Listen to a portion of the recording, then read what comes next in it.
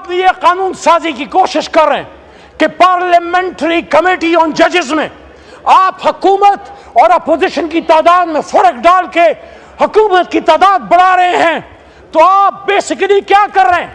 جو حکومتی ممبران ہوں گے وہ اپنی حکومت کی لان ٹو کریں گے.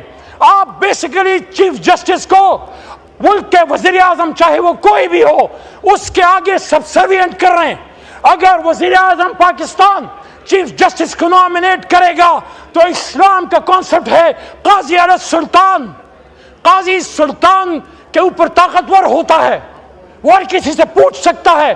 جب آپ اس کے طریقہ انتخاب کو چینج کر رہے ہیں، آپ بیسیکلی کانسٹیٹیوشن کے گرنڈوں کو چھیڑ رہے ہیں، بنیادوں کو چھیڑ رہے ہیں. ہمارا آئین پاکستان سپریشن آف پاورز کے کانسیپٹ پہ مشتمل ہے، آزاد عدلیہ، آزاد مقننہ اور آزاد انتظامیہ. لیکن جب آپ نے وہ نائس بیلنس چھیڑ دیا تو آج تو آپ کو اپنی مرضی کا کوئی چیف جسٹس مل جائے گا، لیکن کل کو پھر کوئی اور مولوی مشتاق ادھر سے پیدا ہو کے کسی اور بھٹو کو ٹانگے گا. کیا آپ تاریخ میں جواب دے سکو گے؟ کیا آپ سخرو ہو سکو گے جو آپ سپریم کورٹ کو حکومت وقت کی پاؤں کی جوتی بنانا چاہ رہے ہیں؟ میرے دوستو، میرے بھائیوں، ہمارے دین کا کانسیپٹ ہے قاضی سوال کرتا ہے، اس کے پاس اختیار ہے. 184(3) سو موٹو اس پہ حملہ ہے. کیوں حملہ ہے؟ کیونکہ 8 فروری کے الیکشن میں جو ڈاکہ پڑا اس پہ ہماری پٹیشن سپریم کورٹ میں موجود ہے، اور اس کو 184(3) کے تحت چیف جسٹس جو بھی آتا ہے اٹھا سکتا ہے. آپ چاہتے ہیں کہ جو بھی نیا چیف جسٹس آتا ہے اس کے آنے سے پہلے یہ اختیار لے لو، اور چیف جسٹس کے اپوائنٹمنٹ کا اختیار چیف جسٹس آف پاکستان کا وزیر اعظم پاکستان کو دے دو، اور ساتھ میں آئینی کورٹ. کون سی آئینی کورٹ؟ کس لیے آئینی کورٹ؟ کس طرح کی آئینی کورٹ؟ آپ مجھے بتائیے. 2008 سے 2013 تک آصف علی زرداری صاحب صدر پاکستان نہیں تھے. راجہ صاحب جو ابھی گفتگو فرما رہے تھے سابق وزیر اعظم، آپ وزیر اعظم نہیں تھے. اس کے بعد میاں صاحب 13 سے 18 تک وزیر اعظم نہیں تھے. بیچ میں شاہد خاقان صاحب آ گئے، اور اس کے بعد 16 مہینے پھر آپ اکٹھے تھے.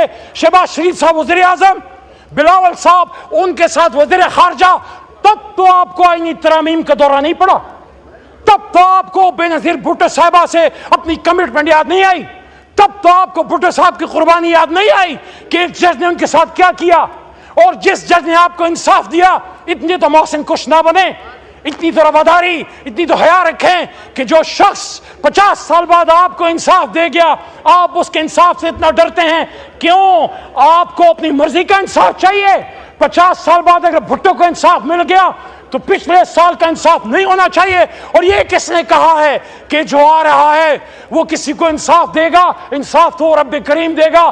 میں آپ سے یہ کہہ رہا ہوں، خدا را آپ آئینی ترامیم لائیے، ہم اس کے لیے بات کرنے کے لیے تیار ہیں، لیکن اس ایوان میں لائیے، اندھیر کمروں میں نہیں، کسی کی مرضی منشا پہ نہیں. رات کے 1-2 بجے جب اس حکومت کا برائے نام لا منسٹر میڈیا کے سامنے یہ کہتا ہے کہ مجھے تو مسودہ مل گیا، آپ مجھے بتائیے مسودہ، آغا صاحب مسودہ کہاں سے آیا؟ میری معلومات کے مطابق، میں بھی ایک چھوٹا موٹا منسٹر رہا ہوں اس حکومتوں میں، میری معلومات کے مطابق لا منسٹر جب قانون بناتا ہے وہ کیبنٹ کی اپروول سے، وزیر اعظم کی منشا سے اس کی لا ڈویژن بناتی ہے. لا منسٹر کو کبھی یہ نہیں کہنا پڑتا کہ مجھے مسودہ مل گیا. کہاں سے ملا مسودہ؟ کس نے بنایا مسودہ؟ کس نے بھیجا مسودہ؟ کس لیے بھیجا مسودہ؟ میں پیپلز پارٹی پہ میرا بڑا سوال ہے، کیونکہ جس سے توقع ہوتی ہے اسی سے سوال ہوتا ہے. آپ کہتے ہیں ہم نے آئین پاکستان بنایا، بلاول صاحب آج نہیں ہے، ورنہ میں محترم بلاول صاحب سے پوچھتا کہ اور تو کوئی کرے تو کرے. آپ کی جماعت، بھٹو صاحب کی جماعت کیسے آرٹیکل 8 میں چینج کر سکتی ہے؟ فنڈامنٹل رائٹس کو کیسے آپ چینج کر سکتے ہیں؟ ملٹری کورٹس کے حق میں کیسے آپ بات کر سکتے ہیں؟ بنیادی انسانی حقوق میں آپ چینج کیسے کر سکتے ہیں؟ میرے بھائیوں اور دوستو، قرآن میں اللہ فرماتے وَأَمْرُهُمْ شُورَىٰ بَيْنَهُمْ، اور مومنین کو جب کوئی مسئلہ ہوتا ہے تو آپس میں شورا کرتے ہیں. یہ شورا شورا کو شورائیت کا اختیار دو. جو اختیار نہیں دے رہا چھینو اپنا اختیار.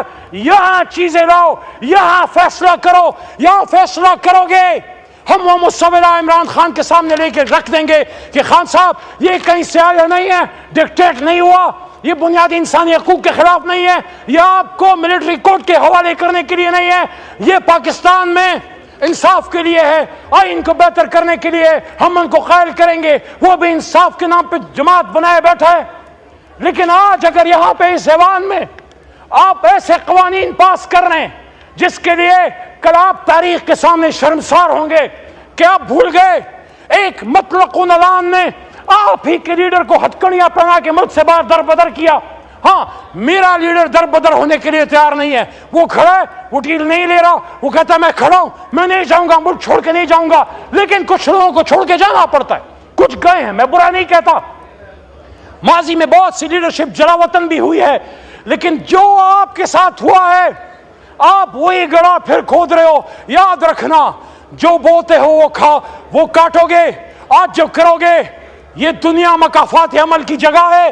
آج آپ عمران خان صاحب کو ٹانگنے کے لیے, ان کو ملٹری کورٹ کے حوالے کرنے کے لیے کسی کی خواہشات پوری کر رہے ہیں. یہ آئینی ترامیم جس طریقے سے پاس کرنے کی کوشش کی جا رہی ہے, اغوا کر کے, ابڈکٹ کر کے, خواتین کو اٹھا کے, صرف شہریار آفریدی کی وائف اور ان کی بیٹیاں ان کو اٹھانا کافی نہیں تھا, جو آپ نے وہ سلسلہ آج بھی رکھا. اگر آپ اس طریقے سے کریں گے تو میں بصد احترام کہوں گا جناب ڈپٹی اسپیکر صاحب کہ یہ آئینی ترامیم نہیں, یہ غیر آئینی ترامیم ہے, یہ غیر آئینی ترامیم ہے. آپ کھڑے ہو جائیں اور ڈیمانڈ کریں, کیا وہ بات کرتے ہیں, لیکن یا ہم سے بات کر لو یا ہم سے لڑ لو. یہ کیسے ہو سکتا ہے کہ دن کی روشنی میں تو اسپیشل کمیٹی بیٹھے, وہ عمر ایوب, صاحبزادہ حامد رضا, بیرسٹر گوہر یا عامر ڈوگر سے بات کرے اور رات کی تاریکی میں آپ ہماری ماں بہنیں اٹھا لیں. یاد رکھنا عزت سے اوپر کوئی چیز نہیں ہے. عزت پہ حرف آئے گی تو پھر آئین قانون پیچھے رہ جائے گا. اس ملک میں بہت برا حال خدا نخواستہ ہو جائے گا. آپ دیکھ لیں بلوچستان میں کیا ہو رہا ہے, آپ دیکھ لیں فاٹا ٹرائبل بیلٹ میں کیا ہو رہا ہے, پشتون کیا بات کر رہے ہیں, بلوچ کیا بات کر رہے ہیں. اس وقت صرف تحریک انصاف اور کسی اتغاب کی جماعتیں بھی, ایک زمانے میں پیپلز پارٹی ملک کی بڑی جماعت ہوا کرتی تھی, یہ بڑی جماعتیں خاص کر پی ٹی آئی کشمیر میں ہے, جی بی میں ہے, سندھ میں ہے, کراچی میں ہے, جب بلوچستان میں ہے, پنجاب میں ہے, اسلام آباد میں ہے اور خیبر پختونخوا میں ہماری جماعتیں, بڑی وفاقی جماعتیں علاقائی تعصب کو بڑھنے نہیں دیتی. بلوچ, پنجابی, سندھی, پٹھان کے نام پہ سیاست کرنے نہیں دیتی. یہ جماعتیں نسل کی امتیاز سے اوپر اٹھ کے پاکستانیت اور جناح کے نام پہ سیاست کرتی ہیں. جب آپ ان بڑی جماعتوں کو کمزور کرو گے, ان کو لوگوں کو اٹھاؤ گے, ان کو مارو گے, ان کو بے عزت کرو گے, آپ اس ملک کو ان لوگوں, ان خطرناک افریتوں کے ہاتھ میں آپ دھکیل دو گے جو بلوچستان میں ہمارے فوج کو نہیں چھوڑ رہے, جو خیبر پختونخوا میں ہماری ایف سی کو نہیں چھوڑ رہے, جو ہمارے مزدوروں کو نہیں چھوڑے. دکی میں جو ہوا بلوچستان میں 20 مزدوروں کا کیا قصور تھا, پنجابی مزدور کا کیا قصور ہے, پشتون کا کیا قصور ہے جو مزدوری کے لیے باہر گیا ہے اور اس کی گھر کی عزت تاراج ہو رہی ہے ٹرائبل بیلٹ میں, یا بلوچ کا کیا قصور ہے. اس کے لیے ضروری ہے کہ آج ہم یہاں مل کے بیٹھیں, آپ ان آئینی ترامیم کو اس ایوان میں لائیں, اس پہ مہینہ 2 مہینے بحث کریں, ہم انشاءاللہ اس کو وہ بہتر کر کے دیں گے.